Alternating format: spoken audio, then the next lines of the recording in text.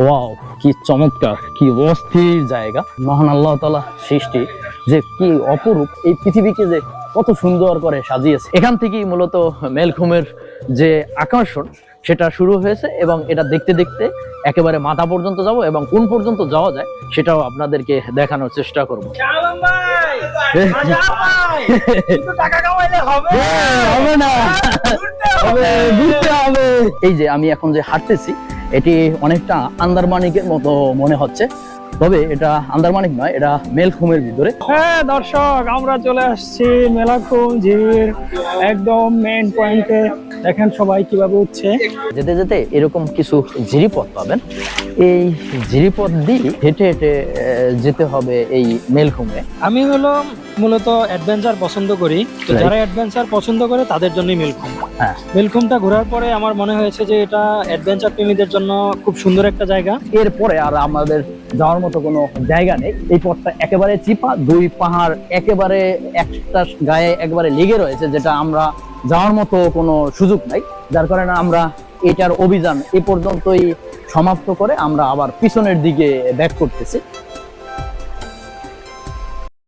অলংকার এবং এখান থেকে মূলত সীতাকুণ্ড এবং মিরসরাই যারা যায় তারা এখান থেকে গাড়িতে উঠতে হয়। অনেকগুলো গাড়ি এখানে রয়েছে, এই যে ছোট ছোট গাড়িগুলো রয়েছে, এগুলো সরাসরি মিরসরাই এবং সীতাকুণ্ড উদ্দেশ্যে ছেড়ে যায়। এখানে লোকাল ভাবেই পাওয়া যায়। সীতাকুণ্ড 50 টাকা করে আর মিরসরাই 100 টাকা করে। এখন সময় সকাল 7টা, আর আমি আমার পার্টনার আরিফ ভাইকে একে খান মোড় থেকে নিয়ে ঢাকা চট্টগ্রাম যে হাইওয়ে রয়েছে এই সড়ক ধরেই আমরা ছুটে চলছি। ঢাকা চট্টগ্রাম হাইওয়েটি 4 লেন্থের মহাসড়ক। এই সড়কের মাঝখানে একটি ডিভাইডার রয়েছে, তার ভিতরে অনেকগুলো সৌন্দর্য বর্ধন করা গাছ লাগানো রয়েছে। এই গাছের ভিতরে কিছু কিছু জায়গায় দেখতে পাচ্ছি ফুল ধরে রয়েছে, আর রাস্তার দৃশ্যটা যে কি চমৎকার লাগতেছে তা ভাষায় প্রকাশ করতে পারবো না। আর আমরা এই সব দৃশ্য উপভোগ করছি আর দ্রুত গতিতে ছুটে চলছি। চলতে চলতেই মিরসরাইয়ের কাছাকাছি আসলেই আমাদেরকে এক পশলা বৃষ্টি এসে ভিজিয়ে দিয়েছে। অবশেষে চলে আসি আমাদের সেই কাঙ্ক্ষিত মেলঘুমে যাওয়ার প্রবেশের মুখে। আমি এখন নাহার এগ্রোর গেটের সামনে রয়েছি। মেলঘুমে যাওয়ার জন্য এই নাহার এগ্রো যে সড়কটি রয়েছে, এই সড়কটি দিয়ে যেতে হবে। এই আমার এই পাশে যে সড়কটি রয়েছে ইটের রাস্তা, এখান থেকে 1 থেকে 1.5 কিলোমিটার পথ পর্যন্ত যাওয়া যায়, যেটা ইটের রাস্তা রয়েছে। আমরা এদিকেই যাব মূলত সেই মেলঘুম দেখার জন্য। এই ভিতরে প্রবেশ করতে হবে, আর এটা নাহার এগ্রো গেটের পাশ ধরেই যেতে হবে। এই যে পথটা রয়েছে মূলত এটা একটি ইটের রাস্তার পথ। এই দুটা সড়ক আবার এদিক থেকে চলে গেছে, একটা ডান দিকে আর আরেকটা বাম দিকে। আর মেলঘুমে যাওয়ার জন্য মূলত এই বাম পথের রাস্তাটা ধরেই আমরা যাব। ঢাকা চট্টগ্রামের মেইন সড়ক থেকে কাঁচা মাটির পথ, এই পথ ধরে এ পর্যন্ত আসছি। আর এখন এটা হচ্ছে ঢাকা চট্টগ্রাম রেল লাইন। এই রেল লাইন পার হওয়ার পরে আমাদের এই পথ ধরে হেঁটে যেতে হবে। আমরা যখন এখান দিয়ে যাচ্ছি তার ভিতরেই দেখতে পাচ্ছি একটি ঢাকার দিক থেকে ট্রেন চলে আসতেছে। আমরা দাঁড়িয়ে দাঁড়িয়ে কিছুক্ষণ এই ট্রেন যাওয়ার দৃশ্যটা উপভোগ করলাম। আর এই রেলপথটি পারাপারের সময় আপনারা সাবধানতা অবলম্বন করবেন। সামনে পিছনে আগে দেখে নেবেন কোথা থেকে ট্রেন আসতেছে কিনা, কারণ এখানে ডাবল লাইন অনেকগুলো ট্রেন প্রতিদিন যাতায়াত করে থাকে। প্রতিমধ্যে এখানে একটি দোকান রয়েছে, আমরা এখান থেকে হালকা চা নাস্তা করে নিয়েছি, এবং এখান থেকেই চাইলে আপনারা দেখা যায় যে ড্রেসটা চেঞ্জ করে যেতে পারবেন, বা ব্যাগ ট্র্যাক দেখা যায় যে প্রয়োজনীয় জিনিসপত্র আপনারা এখানে রেখেও যেতে পারবেন। এই যে একটা দোকান রয়েছে মাত্র, এই দোকানটায় সেটা করতে পারবেন। আমরা এখানে চা নাস্তা খেয়েছি, আমাদের মোটরসাইকেলটি এর পাশেই রেখে দিয়েছি। তাছাড়া এখানে আমাদের যে ভারী ভারী জামা কাপড়গুলো ছিল সেগুলো রেখে দিয়েছি, আপনারাও এটি করতে পারবেন। তাছাড়া আপনারা যদি চান এখানে দুপুরের খাবার খাবেন সেটাও করতে পারবেন, তবে তাদেরকে আগেই বলে যেতে হবে আপনারা দুপুরে খাবেন। আজকে আমার সফর সঙ্গী আরিফ ভাই, আমরা দুজনে সকালে চট্টগ্রাম থেকে আসছি, আর আমরা আজকে মেলঘুমে যাব। আর আমাদের গ্রুপে আরো কয়েকজন পেয়ে গেছি আমরা, তারা সামনে চলে গেছে। একসাথে আমরা আজকে মেলঘুম ভিজিট করব এবং আপনাদেরকে দেখানোর চেষ্টা করব। চলুন আপনারাও দেখতে থাকুন। আমরা যে পথ দিয়ে হাঁটতেছি এই পথের পাশে একটি ঝিরিপথ রয়েছে, ওই দেখেন। আর এই গ্রামীণ মেঠো পথ দিয়ে আমরা হাঁটতেছি। এই যে সবজি বাগান দেখেন, বরবটি লাগিয়েছে এখানে দেখেন। আর এখানে কৃষি আবাদি জমিও রয়েছে, অনেক ধান কেটে নিয়ে যাচ্ছে কৃষক। আমাদের সাথে যে গ্রুপটা রয়েছে তারা সামনে সামনে হাঁটতে আছে, চারিদিকে পাহাড়। এই হাঁটার পথ আমরা হেঁটে চলছি, আর এরকম চলতি পথেই অনেকগুলো এভাবে হাঁটার জন্য সাঁকোর মতো রয়েছে। এই পাহাড়ি পথ দিয়ে হাঁটতে হাঁটতে আমরা একটি পয়েন্টে চলে আসি, আর এখানের দৃশ্যটা যে কি চমৎকার ভাষায় প্রকাশ করতে পারবো না। তাই আমরা দাঁড়িয়ে সবাই একটা গ্রুপ ফটো সেশন করে নিয়েছি। ফটো সেশন শেষ, আমরা হাঁটছি এই ধান ক্ষেতের পাশ দিয়ে মেলখুমের উদ্দেশ্যে। আমাদের গ্রুপে 12 থেকে 14 জনের মতো সদস্য রয়েছে। তাছাড়া স্থানীয় দুটি ছোট বাচ্চাও রয়েছে, তারা সামনে সামনে যাচ্ছে। তাদের নির্দেশনা মতো আমরা তাদের পিছনে পিছনে যাচ্ছি। চারদিকে কৃষকের মাঠ ভরা পাকা ধান যেন সোনালি আকার ধারণ করেছে। অন্য পাশে পাহাড়ি বনাঞ্চল, যার ভিতরে ঝিঝি পোকার শব্দে চারদিকে বিমোহিত হয়ে রয়েছে। আর আমরা হেঁটে চলছি এই পাকা ধান আর বনাঞ্চলের পাশ ধরে। সাবধানে অবলম্বন করবেন, কারণ এখানে দেখা যায় যে চীনা যোগ থাকে, আপনি টেরও করতে পারবেন না যে কোন সময় তারা আপনাকে ধরে রক্ত চুষে নেবে। এই জন্য সাবধানতা অবলম্বন করবেন খুবই। এগুলো চীনা যোগ থাকে, এগুলো দেখা যায় যে গাছের মাথায় মাথায় কোন জায়গায় যে আপনাকে আক্রমণ করবে বুঝতেও পারবেন না। তাই খুব কেয়ারফুলি চীনা যোগ থেকে আমরা হাঁটছি এই মেঠো পথ দিয়ে। ফাঁকে ফাঁকে দেখা যাচ্ছে বিভিন্ন বাগান। এখানে দেখতে পাচ্ছি একটি লেবু বাগান। আমরা যে লেবুটা আসলে পেয়ে থাকি খাবার জন্য, সেটা এরকম বিভিন্ন পাহাড়ি অঞ্চল থেকেই যায়। দেখেন এই লেবু আর লেবু। মেলখুমে যেতে যেতে এরকম কিছু জিরিপথ পাবেন। এই জিরিপথ দিয়ে হেঁটে হেঁটে যেতে হবে এই মেলখুমে। এই মেলখুমে যে পানিটা রয়েছে ওখান থেকে গড়িয়ে গড়িয়ে এই পানিটা এখানে পড়ে। মূলত এই পথ ধরেই আমাদেরকে সামনে এগিয়ে যেতে হবে। আর এই জিরিপথ দিয়ে গেলেই আমরা একেবারে সেই মেলখুমটা যেখানে রয়েছে সেটা আমরা পাবো। কিছু কিছু জায়গায় দেখা যায় যে গাতাও রয়েছে, এগুলো সাবধানতার সহিত যেতে হবে। যেমন এখানে গাতা রয়েছে। আসার সময় ট্রেকিং জুতা পরে, আর যদিও আমার জুতো ঠিক নেই, এটা মূলত ট্রেকিং জুতা না, এজন্য সমস্যা হচ্ছে আমার। ট্রেকিং এ যে প্যান্ট রয়েছে আলাদা কিছু প্যান্ট পাওয়া যায়, বা 3/4 এই টাইপের প্যান্ট এবং জুতো যে হালকা হয় এই টাইপের আসা উচিত। এখানে লেবু বাগান আবারও পেয়ে গেছি আর একটা। দেখেন কত সুন্দরভাবে লেবু ধরে রয়েছে। দেখেন পাহাড়ি লেবু। আসলে এগুলোই আমরা খাবার টেবিলে পেয়ে যাই। এই জিরিপথ দিয়ে আমরা হেঁটে চলছি। আর আমাদের গাইডও রয়েছে, 2টা পিচ্চি গাইড, যদিও তারা এখানে স্থানীয়। এই আমাদের গাইড পেয়ে গেছি আমরা, বিশাল বড় গাইড। গাইড 2 জন পেয়েছি, তাদেরকে একজন পিছনে রয়েছে আর একজন সামনে আমাদেরকে এই পথ দেখিয়ে নিয়ে যাচ্ছে। তোমার বাসা কোন জায়গায়? এই দোকানের সামনে। এরকম মানুষ আসলে এইভাবে নিয়ে যাও? এরা স্পেশাল গাইড নেয়, ওরাই মূলত এই পথটা দেখায় নিয়ে আসে। তবে একা আসলে একটু হেজিটেশনে পড়তে হয় কোন পথ দিয়ে কোথায় যায়। ওরা এখানে সবসময় থাকে, আর চাইলে আপনারা ওদের হেল্প নিয়েও মেলখুমে চলে আসতে পারবেন। ফাইনালি আমরা চলে আসছি সেই আমাদের কাঙ্ক্ষিত মেলখুমে। আমাদের এখানে আসতে প্রায় 15 থেকে 20 মিনিটের মতো সময় লেগেছে। যদিও এখন থেকেই এই দর্শনীয় জায়গাটা শুরু হয়েছে, এখান থেকেই মূলত মেলখুমের যে আকর্ষণ সেটা শুরু হয়েছে, এবং এটা দেখতে দেখতে একেবারে মাথা পর্যন্ত যাব, এবং কোন পর্যন্ত যাওয়া যায় সেটাও আপনাদেরকে দেখানোর চেষ্টা করব। কেমন লাগতেছে আরিফ ভাই? ভালো লাগতেছে, অনেক সুন্দর লাগতেছে। অনেক চমৎকার একটি জায়গা। আসলে দেখা যায় যে এরকম প্রকৃতি যে এত সুন্দরভাবে সাজিয়ে রেখেছে মহান আল্লাহ তাআলা, আসলে এইসব জায়গা না দেখলে বোঝা যাবে না। দেখেন একটা গিরি খাদের মতো, দুপাশে, এপাশে পাহাড় এবং এপাশে পাহাড়, মাঝখান দিয়ে একটু পথ রয়েছে, এবং কিছু কিছু জায়গায় দেখা যায় যে কিছু পথ রয়েছে খুবই ডেঞ্জারাস পথ, পাড়ি দিয়ে আমাদেরকে সামনে যেতে হবে। সেগুলো আপনাদেরকে দেখাবো কিভাবে আসলে যেতে হয় একবারে শেষ পর্যন্ত। চলুন আমরা যাই সামনের দিকে, দেখি কি রয়েছে সামনে। দেখেন কি গিরি খাত, এগুলো মহান আল্লাহ পাকের সৃষ্টি। কি চমৎকার, কি অস্থির জায়গা। গ্রানাইট পাথরের, এখন মাটি নেই, এগুলো পাথর হয়ে রয়েছে। এই যে আমি এখন যে হাঁটতেছি এটি অনেকটা আন্দারমানিকের মতো মনে হচ্ছে। বর্ষার সিজনটা অ্যাভয়েড করতে হবে, বিশেষ করে বর্ষার সময় এখানে আসলে আপনার বিপদ হতে পারে। তখন এই যে আমি যে পথ দিয়ে হাঁটতেছি এখানে অনেক পানি থাকে। মেলকুমের এই গিরিপথ দিয়ে হাঁটতে হাঁটতে কিছু দূর এগিয়ে আসতেই এখানে দেখতে পাচ্ছি একটু পানির গভীরতা। এখানে নেমে দেখতে পাচ্ছি একেবারে কোমর সমান পানি। খুব সাবধানতার সাথে আমরা আস্তে আস্তে সামনের দিকে এগিয়ে যাই, আর সামনেই একটি ভয়ঙ্কর পথ অপেক্ষা করতেছে আমাদের জন্য। এখানের পথটা খুবই সরু, দুই পাহাড় একেবারে কাছাকাছি রয়েছে, তাই সবাই সতর্কতার সাথে দু পাহাড়ের দিকে দিয়ে হাত দিয়ে ভর করে উপরের দিকে উঠতেছে। আমরাও তার ব্যতিক্রম নয়, ওভাবেই তাদের মতো করে উপরের দিকে উঠতেছি।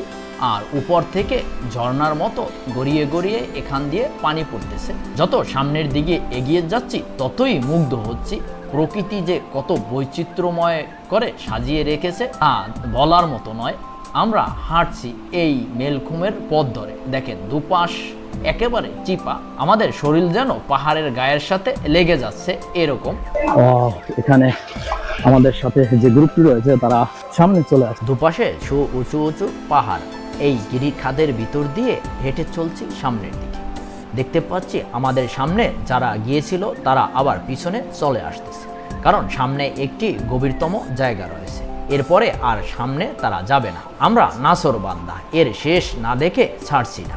কিছুটা গুড়ি গুড়ি বৃষ্টি হচ্ছে, যার কারণে একটু পানি রয়েছে। পানি থাকার কারণে আমাদের জন্য একটু রিস্ক হয়েছে, নালে দেখা যায় যে আমরা এমনিতেই চলে যেতে পারতাম। ও আল্লাহ আল্লাহ আল্লাহ, দেখেন কি অসাধারণ। আরিফ ভাই খুব আনন্দে আছে, আনন্দে উচ্ছ্বাসিত হয়ে গেছে। এখানের জায়গাটা কি যে চমৎকার, যা আসলে ভাষায় প্রকাশ করা যাবে। অস্থির একটি জায়গা। যতই সামনে হাঁটতেছি ততই মুগ্ধ হচ্ছে। অধিকাংশ পর্যটক পিছনে থেকেই চলে যায়, তবে এদিকে আসার সময় আপনারা মনে রাখবেন একটি সাথে করে লাঠি নিয়ে আসবেন।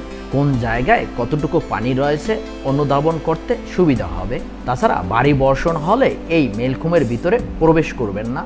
অনেকটা পথ পার হয়ে আসার পরে এখানে দেখতে পাচ্ছি ত্রিমুখী পথ, তবে কোন দিকে আমরা যাব সেটা একেবারে স্পষ্টভাবেই নির্দেশনা রয়েছে।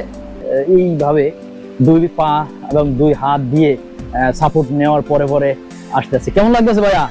অসম্ভব সুন্দর ভাই। আরিফ ভাই, হ্যাঁ, কেমন ফিল লাগবে?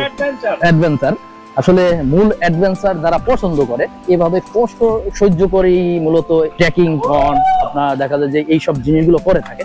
যারা একটু অলস তারা ট্যুরে আসার পরেও দেখা যায় যে পিছন দিয়ে ভেগে চলে যায়, এটাই হয়ে থাকে। তবে আরিফ ভাই খুব এনার্জেটিক, যেটা আমি কল্পনাও করতে পারি নাই। একেবারে লাস্ট পর্যন্ত যাওয়ার আমরা একটা টার্গেট করেছি। দেখেন ভাই নামতেছে, কোমর পর্যন্ত পানি রয়েছে। এই অভিযানে আমরা 3 জন রয়েছি, একেবারে আমরা লাস্ট পর্যন্ত যাব। এটা শেষ পর্যন্ত কি রয়েছে আমরা সেটা দেখবো এবং তারপরে এখান থেকে বেরোবো। ওয়াও, অস্থির জায়গা। আনন্দের সাথে আরিফ ভাই খুব মাতারা হয়ে গেছে। দেখেন কি অবস্থা আসলে। তবে অনেকে পিছন থেকে দুই একটু দেখে চলে যায়, তবে লাস্ট পর্যন্ত আসলে এটা আসলেই অসাধারণ। দেখেন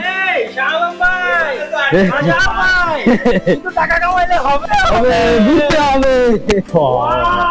দেখেন কি অবস্থা, অস্থির একটি জায়গার ভিতর দিয়ে আমরা পার হচ্ছি। দেখেন, আল্লাহু আকবার, আল্লাহু আকবার। এই মেলকুমের ভিতর দিয়ে চলতে চলতে কিছু কিছু জায়গায় দেখতে পাচ্ছি শুকনো মরা গাছ আটকিয়ে রয়েছে, যা চলার পথকে একটু কঠিন করে ফেলে।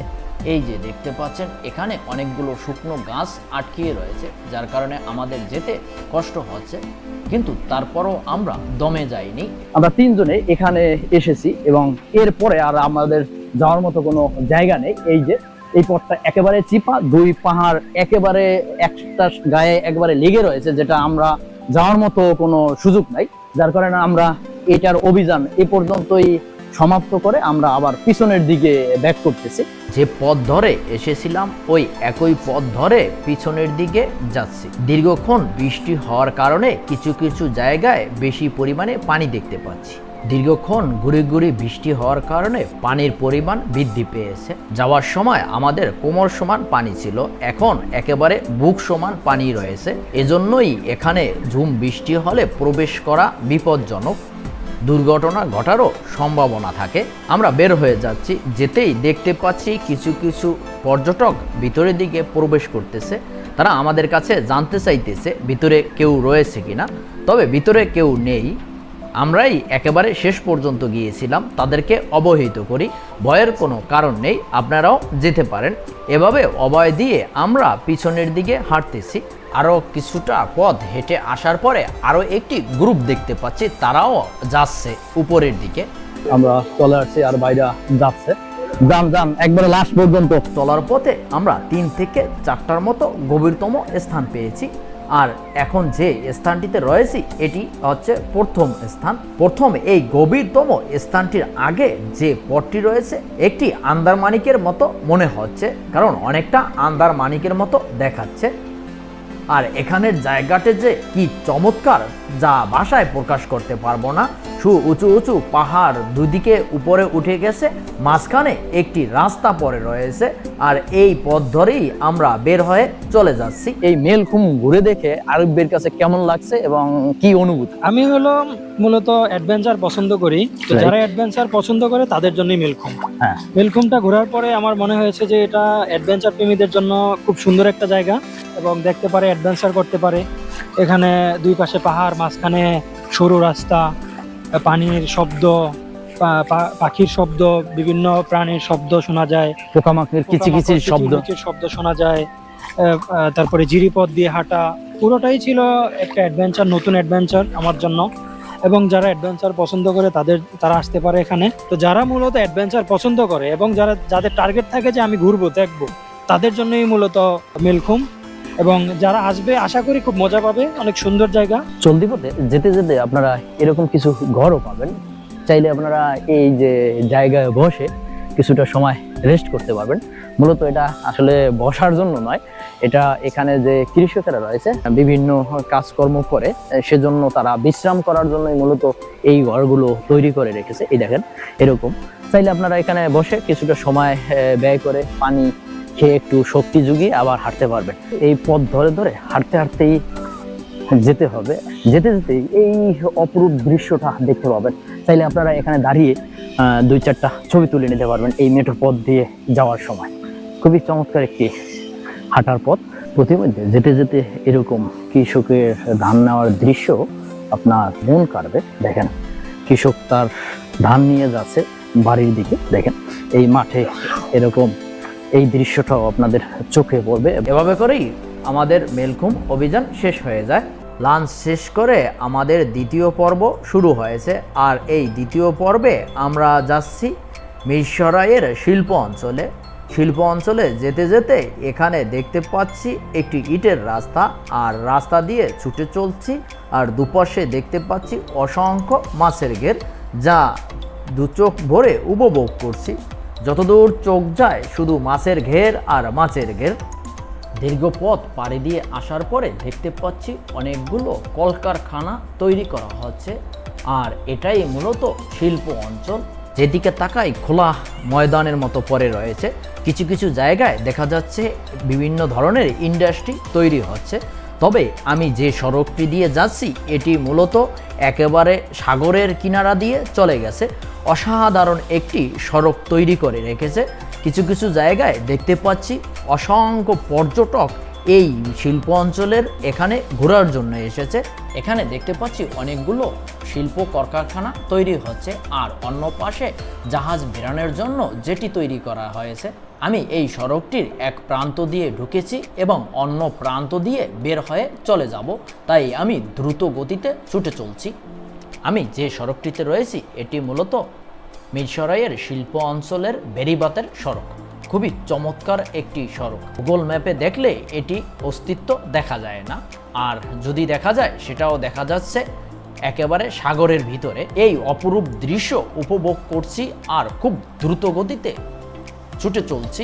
খুবই অসাধারণ লাগতেছে। এক পাশে সাগর আর অন্য পাশে বনাঞ্চল। কি যে চমৎকার লাগতেছে এই পরন্ত বিকেলবেলা, যা ভাষায় প্রকাশ করতে পারবো না। তাই কিছুটা সময় এখানে দাঁড়িয়ে একটু মজা মাস্তি করেও নিলাম, কিছু ছবিও তুলে নিলাম। এবার যাওয়ার পালা। তবে যেতে মন চাচ্ছে না, সড়কটির প্রেমে পড়ে গেলাম। সময় যদি পাই আর একবার দেখা হবে এখানে। যেতে যেতে একটি রিকোয়েস্ট থাকবে, আমার এই পর্বের ভিডিওগুলো যদি ভালো লেগে থাকে তাহলে আমার চ্যানেলটি সাবস্ক্রাইব করবেন, পাশে থাকা বেল আইকনটি প্রেস করবেন। দেখা হবে অন্য কোনো এপিসোডে। ততক্ষণ পর্যন্ত আপনারা ভালো থাকুন, সুস্থ থাকুন। আল্লাহ হাফেজ।